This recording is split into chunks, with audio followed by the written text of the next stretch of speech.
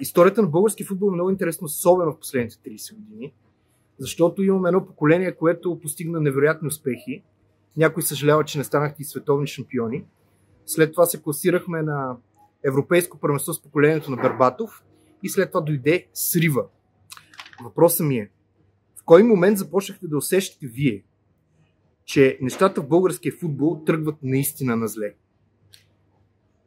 И в този момент, в който завърши последното европейско първенство в Португалия 2004 година и не можем да се класираме за следващото световно първенство. Коя е причината всъщност да стигнем дъното? Значи няма в световния футбол някаква директна причина. Винаги има генерации. Ако се сеща, ти Пушкаш в унгарската генерация при играта, когато Пушкаш играеше, след това 60 години те не можаха да намерят себе си и не се класираха нито за едно европейско или световно първенство. И може би и те са питали коя е причината. Просто света се развива много динамично и когато една държава, каквато е България, остане на това състояние, което останахме след големите успехи на българския футбол, не говоря за самите футболисти и за самите успехи, говоря за инфраструктурните неща, за модерните иновации, които влязаха в футбола като технология. Ние просто сме в момента светлини години назад. Имаме един-два клуба, които са на нивото на средноевропейските стандарти и всичко друго е тотално под нивото. Това не зависи от Българския футболен съюз. Това зависи изцяло и повече от политиката на самата държава, как тя се отнася към спорта футбол и какви инвестиции прави в този спорт футбол. Явно, че последните 20-30 години инвестициите в спорт футбол са много минимални и просто в инфраструктурно и в финансово отношение ние сме на една от последните държави на Балканския полуостров. И държавата направи и златното поколение, защото ние сме с помощта на това, че ни излязахме навънка и направихме другата крачка в тези клубове, които ние ги нямаме. Да. Нали? Да. Още тогава, по това време. Но до този момент, като изграждане на футболисти, ни създала държавата при спортните училища, при школите. Сега тези неща не могат да функционират по този начин, който са функционирали преди години. Мутрите, уредените мачове, това бяха 90-те години на българския футбол. Това нанеси ли щета на следващите поколения? Този въпрос много трудно мога аз да отговоря, защото в 89-90 година аз напуснах България и се връщах само за националния отбор и то за кратко време, по 2-3 дена тогава се играеше. Това време на мен ми е тъмно, не го познавам действителност. Трябва да се обърне към човек, който е бил в 90-те години тук, за да може да каже каква щета е нанесъл, каква щета са нанесли този период на футбола. Но аз просто съм имал късмета да не бъда в тъмното време тук.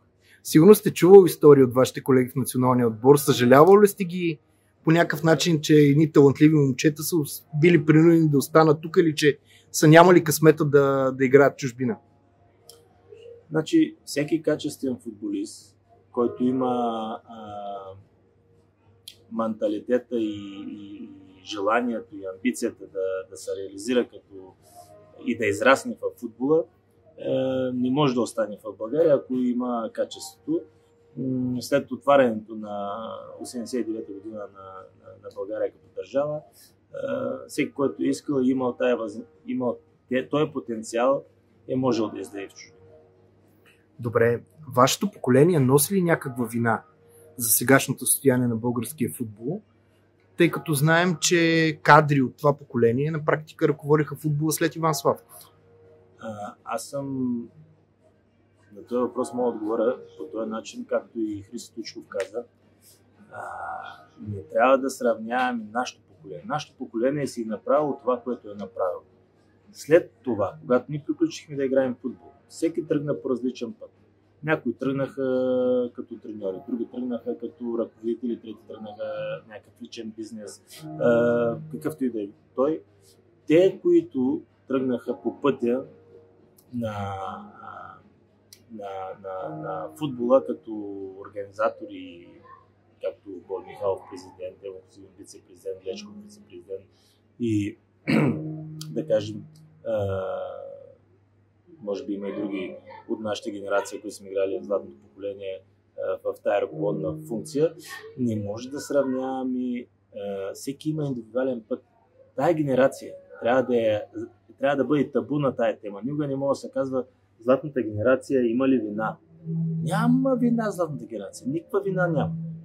Той, че един или двама са играли в тая генерация и са били в позиция на управляващи на футбола в България, това не означава, че генерацията има някаква вина. Да. Значи, много журналисти, много да кажем недоброжелатели понякога се опитват да омаловажат или да сравнят, че генерацията има някаква. Няма генерацията вина. Вината е лична. Вината е лична, абсолютно. Ако има някаква вина, тя е лична. А дали е тая вина толкова, тая лична вина толкова важна, за да футбола да не се развива, той вече всеки може да си го тълкува по свой начин. Българите много обичат да посочваме виновници. Заради това е пък и обикновено и в западния свят, когато една страна, която е била в топ 10 на световния футбол, падне до нивото на футболни джуджета в Европа, би трябвало някой да бъде посочен. Вие сте в повечето част и време се занимавате с политика. Значи най-добре трябва да знаете, че основната вина, нещо да не функционира в тая държава е на апарата, държавния апарат, който ръководи тая държава. И аз преди малко ви казах, всичко може да се коментира, всичко може да се анализира, но парите и възможност за развитие на всеки един спорт е в ръцете на държавата. Не в ръцете. Значи, света толкова бързо се развива и футбол особено толкова бързо расте напреде. Вече 100 милиона са нищо за покупка на един футболист, а ние все още не можем да продадем футболист за 150-200 хиляди евро.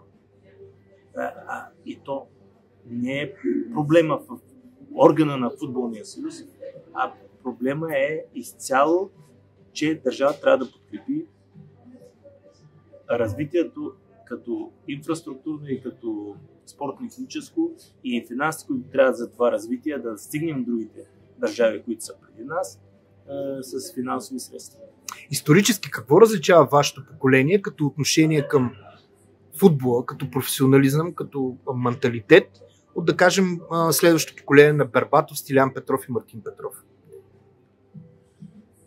Просто времето, в което сме растели. Ние сме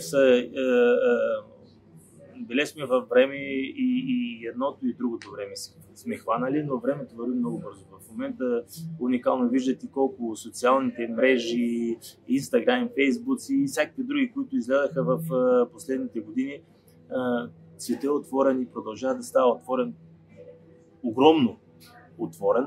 Всеки може да чете и да вижда всичко навсякъде по света. Нашата генерация, докато може би половината ни кариера мина в затворен свят. Да. Така че ние сме видяли едното, не сме видяли другото.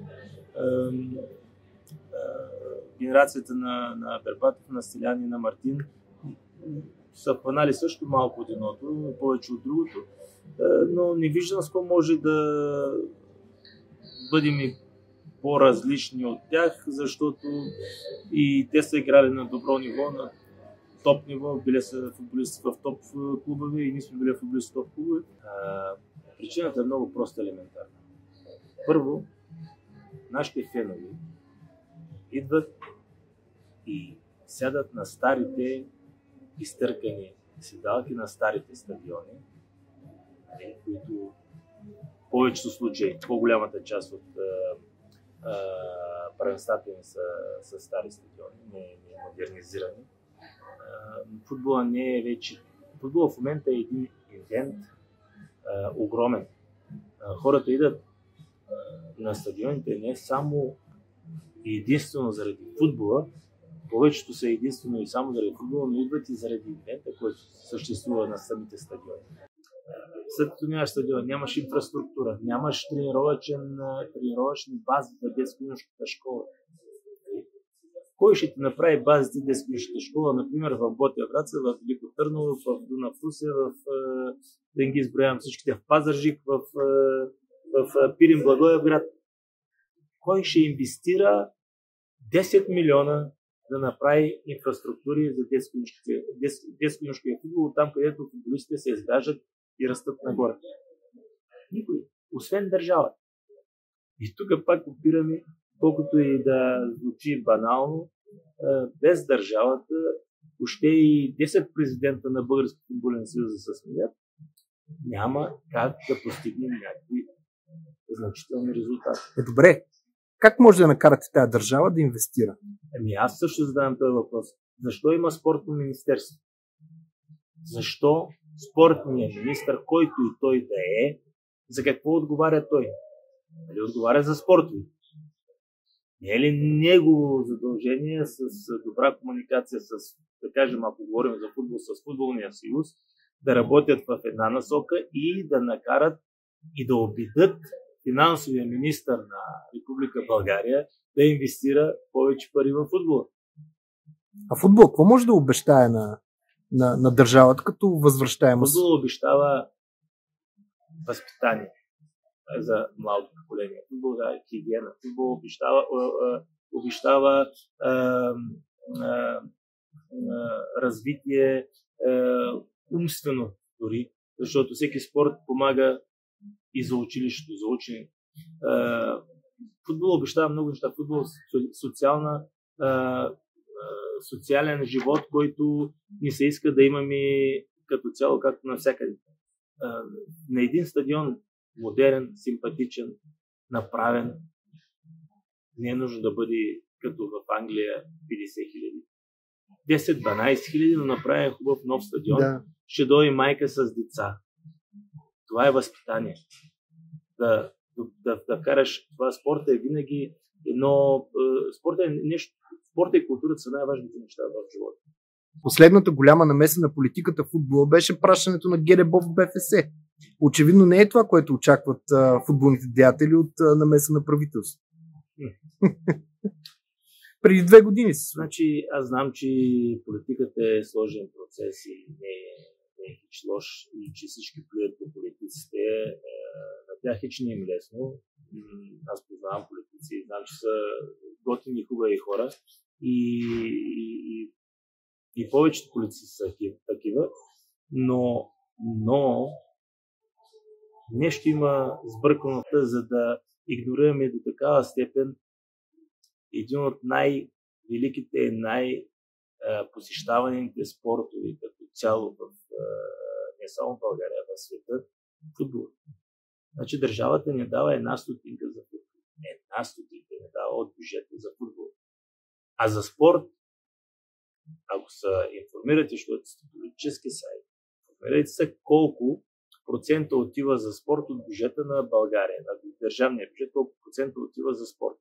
Ще видите, че в една Албания, в една Румъния, в една Хърватска, които държави с много малко население, по-малко от нашата. Хърватска е 4 милиона. Ние сме 8 милиона. Те са 4 и имат двойно повече от държавния бюджет за футбол и за спорт изцяло.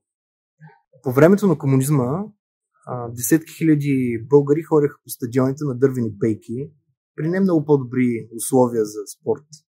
Сега условията не са много по-добри, а на стадионите няма почти никой. Футболно се развиват държавите и вървят напред, не стоим на едно място. Защото не правим крачките, които те правят. Защото не намираме финансите да ги направим тези крачки, нямаме желанието и нямаме амбицията. От някой, който да обвиняваш само някой, който няма финансовите средства да го прави и да казва, що е виновен за всичко, е несправедливо. Да. Света продължи напред, ние останахме... Света продължи напред, а ние останахме назад. Вие бяхте треньор на националния отбор.